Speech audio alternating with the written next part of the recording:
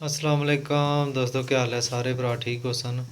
जनाब इंटरनेट ते तुसां भी मूवी तक्की हो सी ते मैं भी तक्की है कि मास्क बिचू कीड़े निकलने न तो फेफड़े जाके फिर अपना असर दसने न।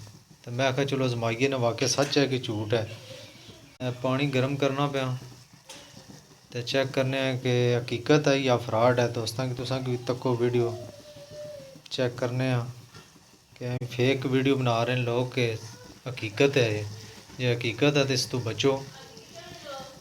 परना इस्तेमाल करो जो ज़रूरी है तो मास्क ख़त्म करो, बाईकाट कर छोड़ो।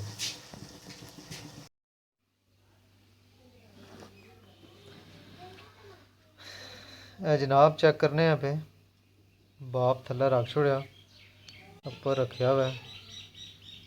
वाकया है कि वीडियो हकीकत है या फेक है, तुसां भी तक्को।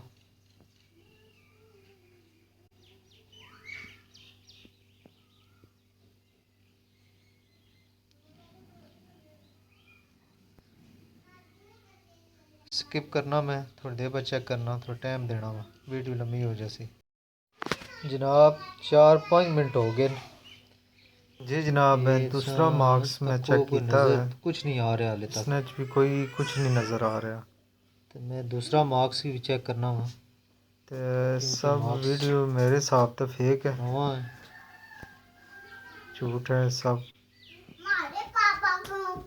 तो मैं पुराना भी तो नवा भी दो चेक किए न, पर दोवां च कोई नज़र फिलहाल तो कुछ भी नहीं आया। 4-5 मिनट बाप देती है।